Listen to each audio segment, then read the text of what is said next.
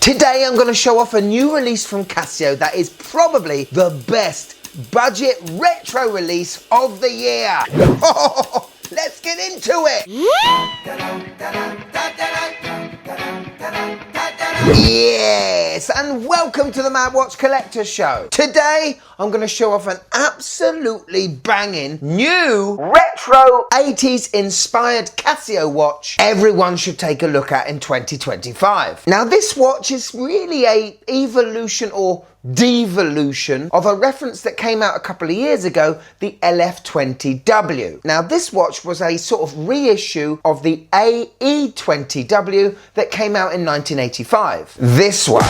This is amazing. This one sucked a bit because Casio, for some reason, had stripped away everything that makes Casio magic. And to make matters worse, the LCD display, when it was head on, was so faded, I was half tempted to take it back. Today, however, well, it's gonna be different. I bought this watch on Tic Tac area and I am very excited because I think this watch today is gonna blow the LF20W right out the Casio water and cement itself as a proper future budget classic Casio are going to roll out for years. So come see the watch, find out why I think you should own one. I'll give you my wife's views at the end as well.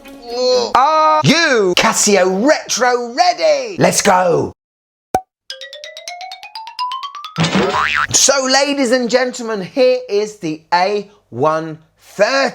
Very cool. So Casio released this watch in 4 different variants. There's an all gold, an all silver, this chrome one, and an iodized graphite colored bracelet one with a slight tinge color to the display. But people, isn't this why we love Casio? The colors, the framing, the individual windows certainly does remind me of those AE20Ws, almost as if you've picked this out from 1985. Now these watches come in a chrome looking resin case with a bracelet that I have definitely had on a lot of budget Casios in the past. The only nitpick I have with this is that why don't they make these chrome looking cases matte stainless steel looking to match the bracelet? You know what I mean? Now this has quite a similar size case to the LF20W. I think it's pretty much the same in fact. It's 40mm from top to bottom, just under 33mm from left to right. It's 9mm thick and the LCD display is protected by acrylic resin. We have great symmetry in the 4 buttons, 2 on either side, and it just looks like one of those references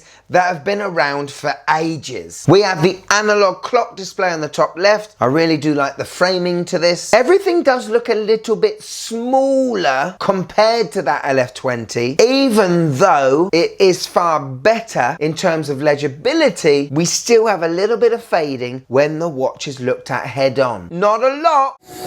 Another difference to this watch, instead of a screw down case back that you normally have with Casios, this is a snap-on case back. I'm not sure I see any reason why that's changed. Even though it has the WR logo on it, which means water resistant, it is pretty much only splash proof. But let's have a deeper look at that face, shall we? Really appreciate the digital clock with the running seconds hand on it. That's cool. We have an animation in the top right. We have the day of the week, the date and the month in that little squared section. If you keep your finger on the bottom pusher, you can show off 8 different time zones every 2 seconds. Little feature I think you could do on the LF20. The module of this watch is definitely different. This one has a 3574. It actually has the same firmware as an AE1200, the Casio Royale, which is quite interesting, which means this is quite a feature-packed watch. First feature is the world time. I think you have 48 different cities to choose from. We have 5 alarms, a countdown timer up to 24 hours, and that's the same for the stopwatch. What I do appreciate is the animation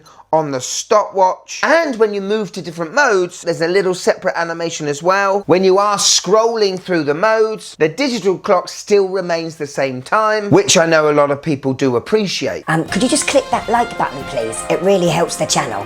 Thank you. The backlight, it's alright. It's an amber LED from the bottom left-hand corner of the screen. It does a decent-ish job of illuminating the time at the bottom. Could have done with another LED light in the bottom right corner, but that's just another nitpick from me. The watch is going to give you 3 years of battery life, depending on how much you use that little LED backlight. Other than that, pretty cool. Hello. On my 6.5-inch wrist, and it looks really cool, to be fair. It has more presence and just more fun than the LF20W. It looks and feels like it comes from the same family as the F91W. It's about 54 grams in weight, which is mostly down to this stainless steel bracelet. You can feel it on your wrist, but how good would this watch have been if it was actually stainless steel, that case? When are Casio gonna realise we will pay at least £50 more if the case was stainless steel? Which is why that A1100 is still one of my favourite Casios I own, because it's all steel, baby! This being a glossy resin, you know it's going to scuff up. You know it's going to scratch. It's not too expensive, around £45. That's what I paid for it. This reference isn't limited, so you can buy as many as you want. But overall, I think it is a great addition to the retro Casio lineup. This doesn't have those Bluetooth features as the ABL100 does, but it is nice to see that even though Casio realised they have to keep with the times, there's still many of us that would lap up this sort of looking watch. Well done. So here it is, my wife's views on the A130. Oh, great, a Casio.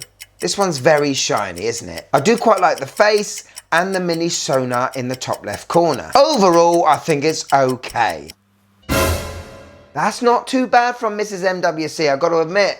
Oh, I might wear this with a bit more pride and passion now.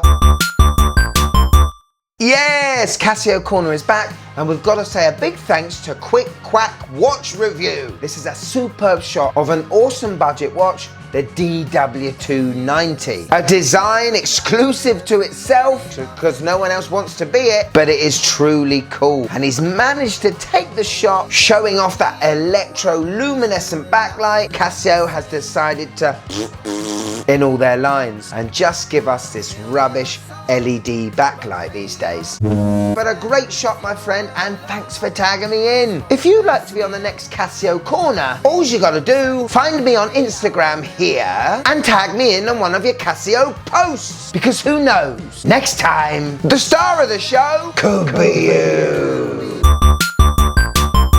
Yeah, magnificent. Thank you so much for watching till the end. If you want a bit more of the Mad Watch Collector, click there and join. But if I've got you for a few more minutes, you're gonna go wild for this one.